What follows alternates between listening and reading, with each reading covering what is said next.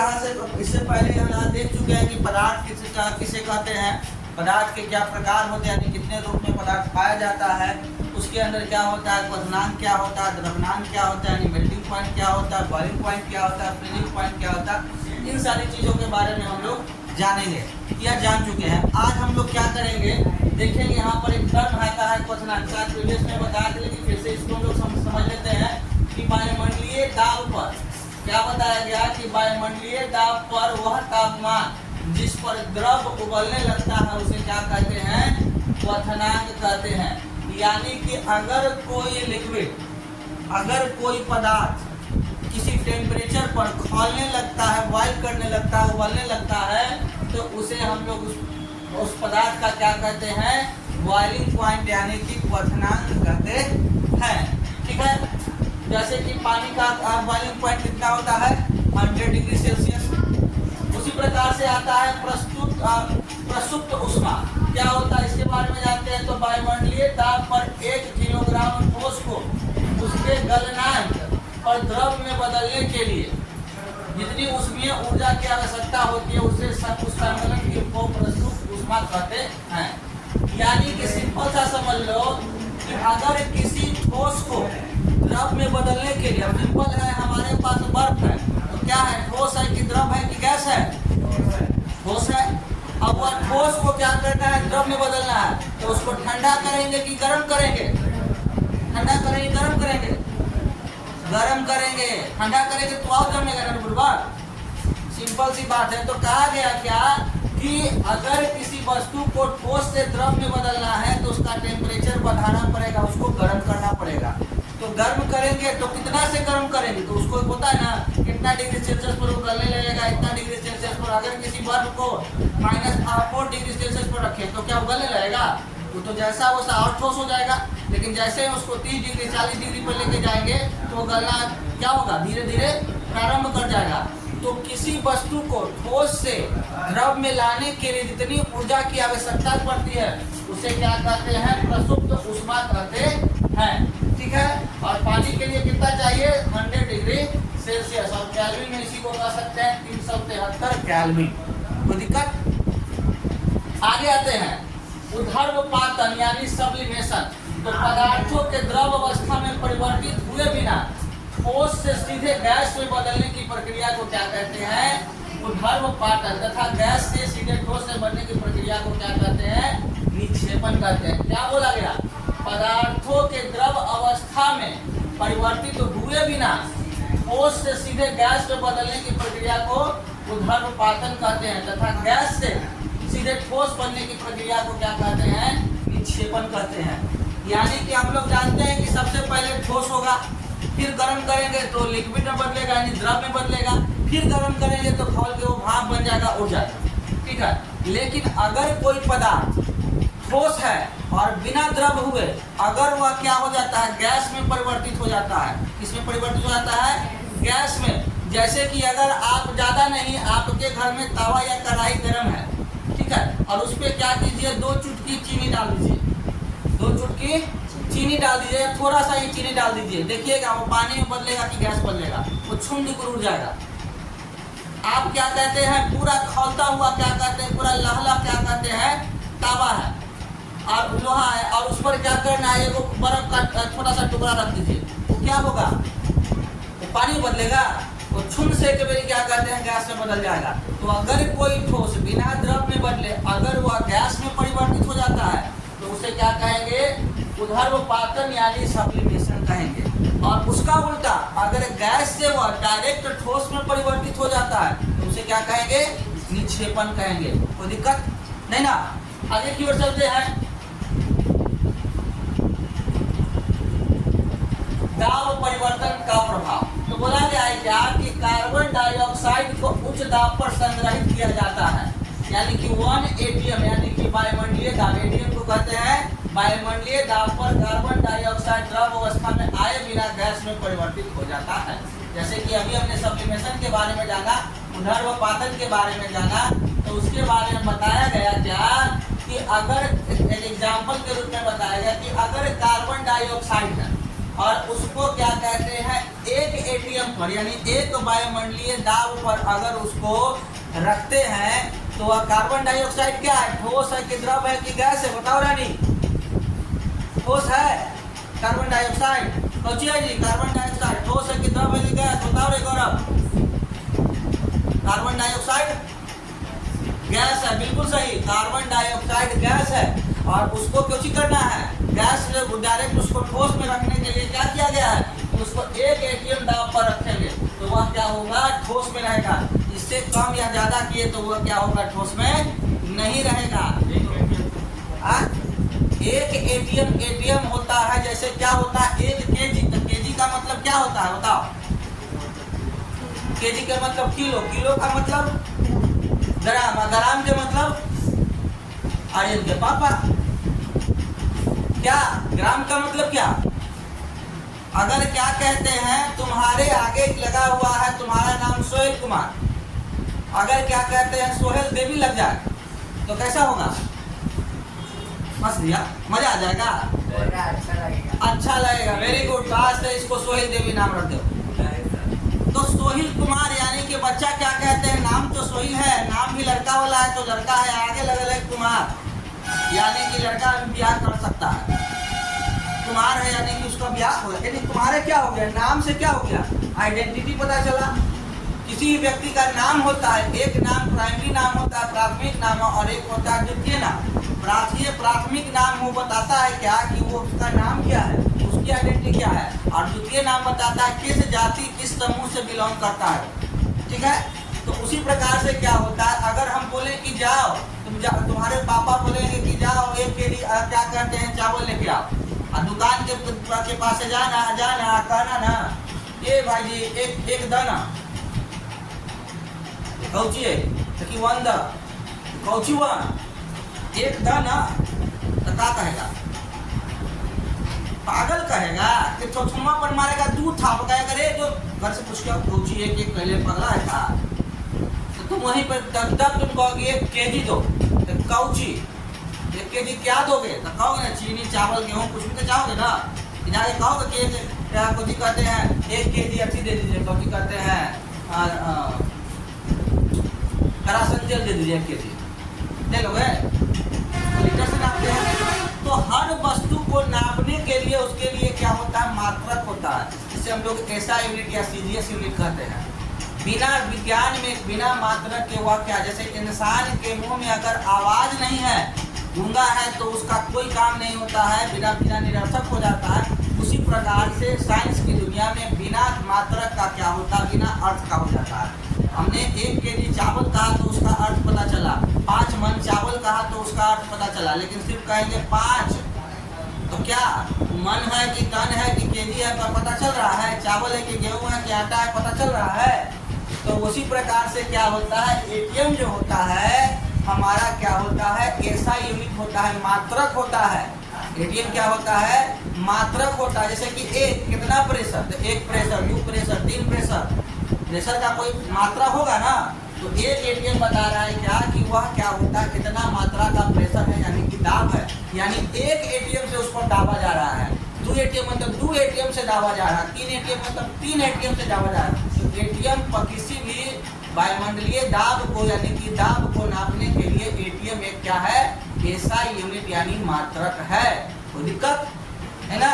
आज के बाद क्या कहोगे जाके लाने में जाओगे तब एक खाली बोलोगे नहीं ना, मत जाना, गल्ला खा जाओगे। आगे बताया गया कि दाब का मात्रक यहाँ छुपा हुआ है। दाब का मात्रक क्या होता है, पास्कल होता है। और फॉर्मूला में दे दिया गया है कि एक एटीएम को बोलते हैं हिंदी में वायुमंडलीय दाब, और इंग्लिश में एटमॉस्फेरिक प्रेशर कहते हैं। यानी 1 एटमॉस्फेरिक प्रेशर बराबर 1.01 मल्टीप्लाई 10⁵ पास्कल। ये होता है कभी कभी न्यूमेरिकल बनाने में और ऑब्जेक्टिव में भी काम आता है। ठीक है, इसको नोट कर लीजिएगा नोट करते समय। तो आपने यहाँ पे देखा आगे की ओर बाष्पीकरण, कि बाष्पीकरण क्या होता है। बाष्पीकरण एवापोरेशन, तो कथनांक से कम तापमान पर द्रव से वाष्प में परिवर्तन होने की प्रक्रिया को बाष्पीकरण करते हैं, यानी समझ लो कि कोई पदार्थ क्या कहते हैं गल के धुआं हो गया, उसे क्या कहेंगे? बाष्पीकरण। कभी गोइठा पर खाना बनाए हो ना? मम्मी को बनाते देखे हो? तो बनाएगा सीखो रे गधा, कहीं नहीं बाहर जाएगा पढ़ने तक न बनावेगा तो रोटी रहेगा, कहीं फेरा में पड़ गया गैस के तक राहत खत्म करने खोले चले आएगा, चूल्हा लकड़ी पर जोड़ के बनाएगा ना कि भूखे रहेगा? घूमने से फोन करेगा कि मम्मी खाना बना के भेज दे, नहीं ना? ज्ञान होना चाहिए। तो बाष्पीकरण क्या बताया गया कि अगर किसी पदार्थ को गर्म करते हैं तो गर्म करने के बाद क्या हो जाता है? उससे भाप निकलने लगता है। जैसे कि घरे आप लोग का क्या बनता होगा? चावल तसला में बनता है कि कुकर में? कुकर में। तो ले आना पावर चावल बना के। सराई को जिसको बनता है कि कांगली? कटला में, कौची में, तसला में कि डेगची में कि कोची कहते हैं कुकर में? तसला में बनता है। तो तसला में जब बनता है तो देखिए जब पानी खौले लगता है, अधवन लेवल के समय आता है तो देखना कि उसमें रखा हुआ ढक्कन उठने लगता है, तो भाप क्या करता है? निकलने लगता है। यानी इसके कुकर जब जो रहता है, कुकर से जो मारता है दूसरी सुई सुई करके दूसरे क्या निकल रहा है? गैस निकल रहा है, उसी को क्या कहते हैं? बाष्प। तो अगर कोई द्रव क्या कहते हैं गर्म होकर भाप में परिवर्तित होने लगता है तो उसे क्या कहते हैं? बाष्पीकरण। क्या बोला गया? किसी द्रव को जब भाप में परिवर्तित किया जाता है तो उसे क्या कहते हैं? क्या कहते हैं? बाष्पीकरण। तो आज बड़ा हीरो वाला झाड़ ले जा रहे हैं,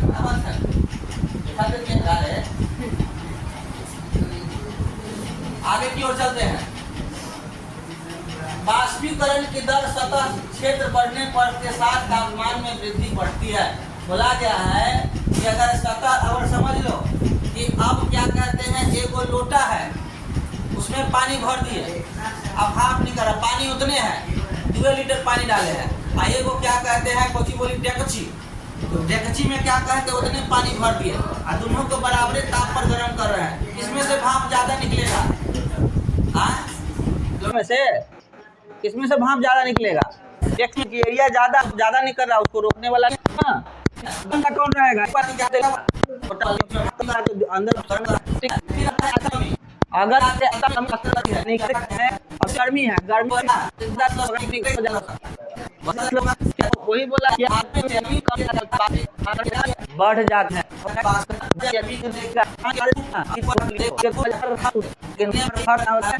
में परिवर्तन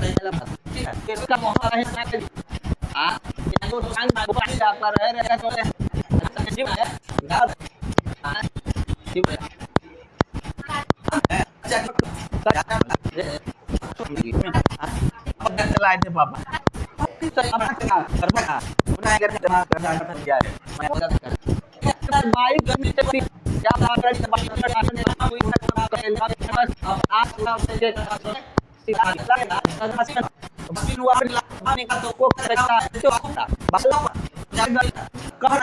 क्या होता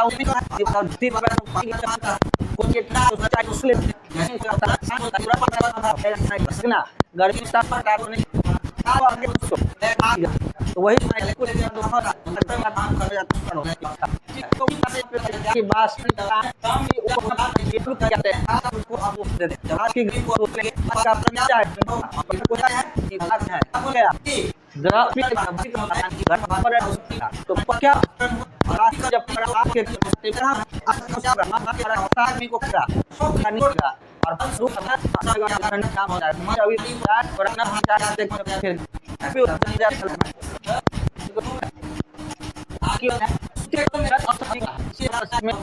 में आसानी से बहुत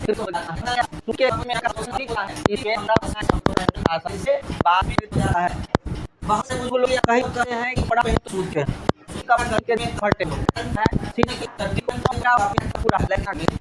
उस पानी सूख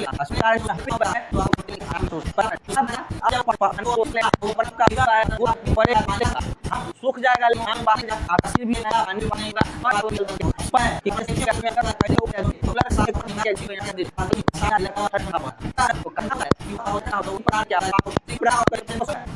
दिया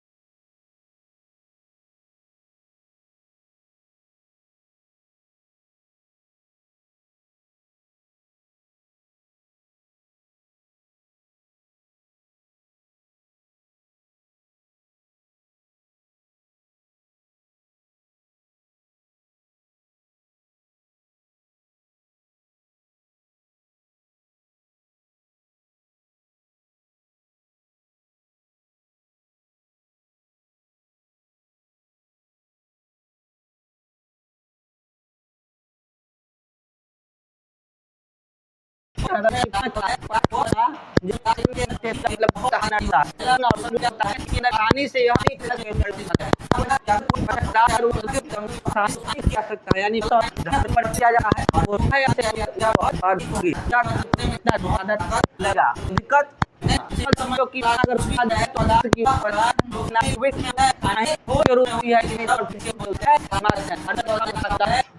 और वह कितना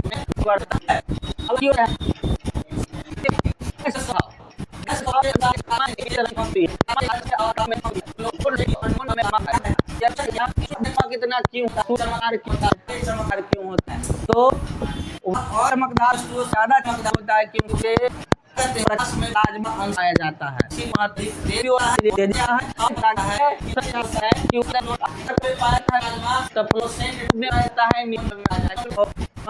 कभी फिल्म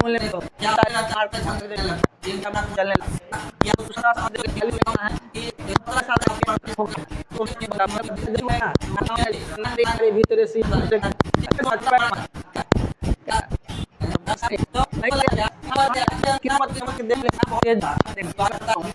बोला जाएगा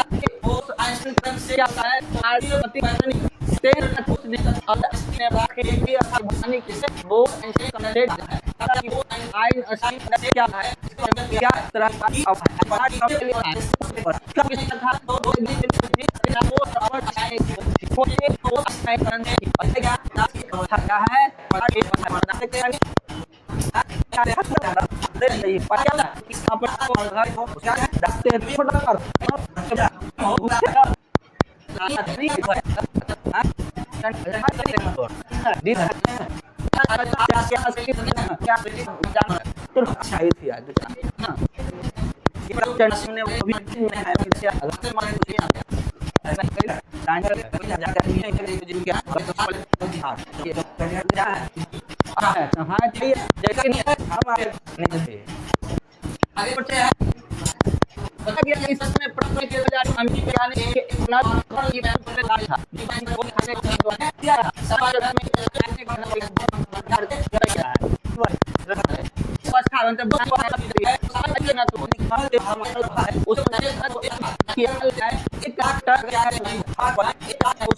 को क्या किया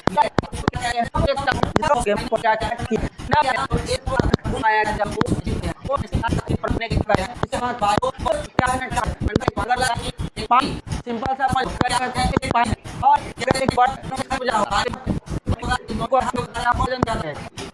लगेगा क्योंकि उसना तो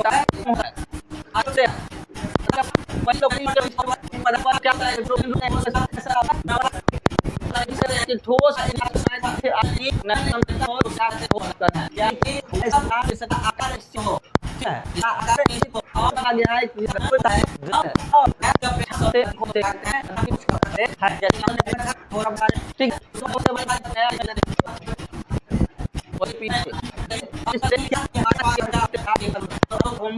पहला